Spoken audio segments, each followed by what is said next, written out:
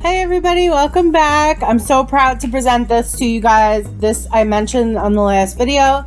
This is the build that I did for the Nicholas Sparks collab that my friend Lost in Simland started on Instagram. She came up with this great idea to do a whole Nicholas Sparks save file. So if you don't know who he is, he's an American author and he makes mostly romantic novels, and he's produced a few of his novels into movies, and a bunch of his other novels have been made into movies. So what we did was we picked a bunch of different movies that he's done, and we got some people together and everybody figured out which build they'd like to do, and we also got some people to do the actual Sims. So there is create a sim in this as well as builds.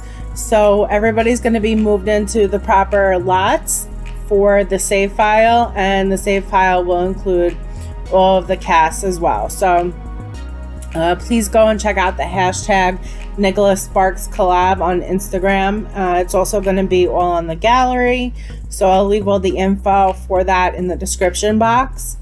And I'll talk about my build a little bit. So I saw this when I was going through with her all the different possibilities for builds. I saw this one and I just sort of fell in love with it. I kept calling it the ugly duckling of the collab because there's so many beautiful builds that were able to be created for this collab. And when I saw this one, I said, oh, it's dark, it's all wood, it's got these big blue windows, I have to do it. So it was very complicated to figure out the structure.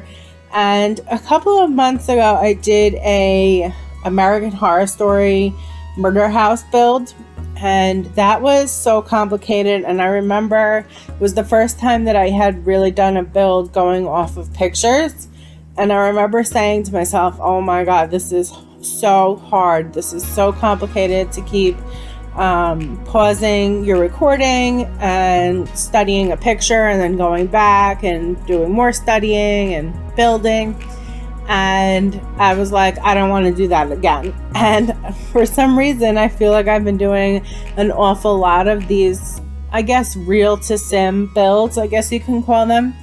And I'm starting to really enjoy it. So, you know, it is complicated, but it's very exciting to see an actual, you know, build in real life and then recreate it in the Sims. It's a lot of fun.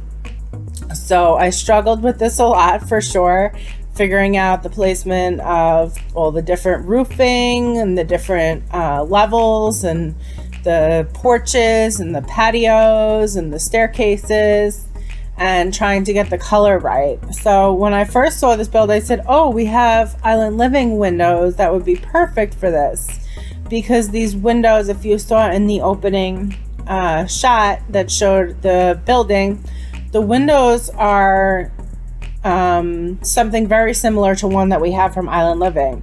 And I thought they would be perfect, and I opened it up and they don't come in that color. And I knew no matter what, they had to be this blue. So luckily I found these windows from Discovery University. Oh, my son's saying hi. Luckily I found these windows from Discovery University, and then I ended up using from Island Living the awnings to kind of create the impression. I really wish that I could have got those other windows from Island Living that have the slanted awning already attached to them. I wish they would have come in the color, because it really would have been even more perfect. I'll be right back, guys. Okay, guys, sorry for that brief intermission, but my son just wanted to say hi. So it wouldn't be a video without JJ saying hi. So anyways, yeah, so once I got the outside figured out, the inside was pretty simple to lay out. I actually didn't have a hard time laying it out at all. I had a lot of fun doing the kitchen. Was my favorite part of this build. So when I'm doing these real to Sims, it's really fun to decorate, you know, based on what we have in the game as far as clutter and lighting and things like that. It's a lot of fun to decorate, to try to find items that'll work to recreate what you see in the photos and on screen. So the kitchen in this movie is very cluttered. So I found the perfect counters, the green ones from Parenthood. They worked perfectly with this. And I was able to recreate, basically, to me, I think I did really, really well. So I think I pretty much nailed it on the kitchen. The other rooms were, some areas you have to just sort of make up as you go along, and you have to maybe adjust a little bit, how you're going to fit everything in based on the size. But it's always fun to be challenged. But sometimes it could be a little monotonous when you're building. You don't always, have something exciting. And I think that's why I try to do a lot of these fantasy builds and things like that. That way it's just something a little out of the ordinary rather than making like a family home, which I think they're beautiful and everything. I have nothing against, just making a regular everyday home. But, and I enjoy doing them once in a while too, but I need to break it up sometimes. So I get a little bit of a different excitement, I guess, from the game because I don't play. So there's only so many things you could do with building if you don't push yourself to be more creative. So that's what I tried to do. So yeah, you could see I spent a lot of time in the kitchen. Like I said, I really, really enjoyed doing it, and trying to, talk to you guys a little bit more about my creative process, which I mentioned in my last video. And, I've really been kind of struggling with what else to talk to you guys about with the build. I don't want to just keep blabbing on and on if I have nothing good to say. But I do want to talk to you guys more about what I was thinking as I was building. So I'm trying to do that more. So just bear with me, guys, while I figure out, how to get more used to talking about what I'm doing as I'm building.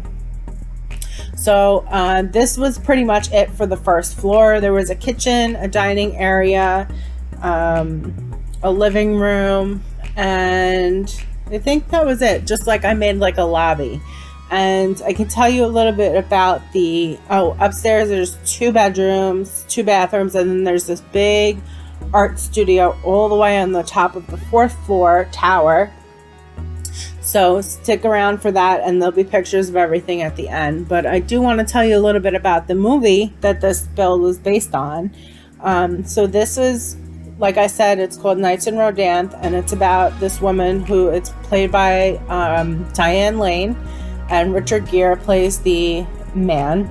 And so they're both great actors. I love them both. Every time I see a movie with one of them in it, I just sort of love it. But basically, she's in this unhappy marriage. She's kind of separated from her husband, and they're not divorced or anything. The husband's trying to get back with her, but they give the impression that he cheated on her. So that's why they're no longer together. And her kids are kind of frustrated with her because they want their parents to be together. So her best friend tells her, go stay at my inn and watch the inn for the weekend, and you can get away and, get some time to yourself. So that's what she does. She's going to the inn, and as soon as she gets there, there's an announcement that there's going to be a storm coming. So she can't really leave. So she knows she has to stay there for the weekend, and then a guest comes, and that's Richard Gere.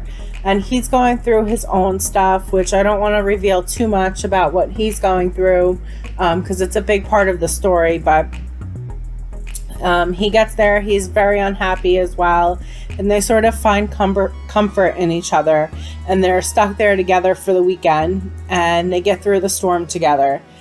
And that's really all I can tell you about it. But it's really, really good. You should definitely go and check it out. It's actually on Netflix right now.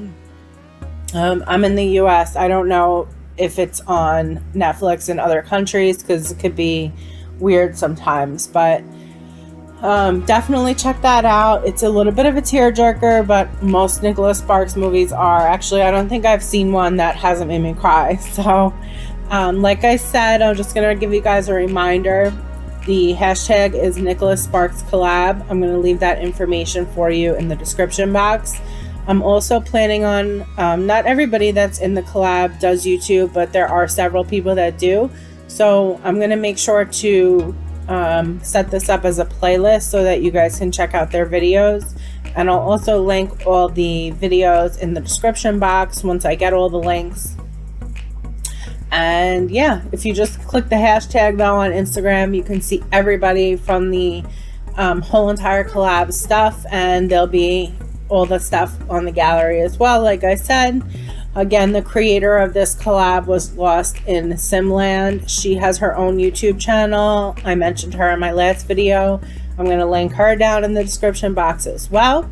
If you have not subscribed to me, please do so you guys can see all my videos. I work really hard for you guys, and I really appreciate all of the subscribers that I've been getting. My channel's been growing, and it's just been really amazing. So you guys keep me motivated to keep going and to want to push myself to be more creative. So I love to hear from you guys in the comment section. Let me know what you guys think. I always love to hear and talk to you guys. I always respond. So yeah, I hope you guys all have a great day, and I'll see you on the next one. Bye.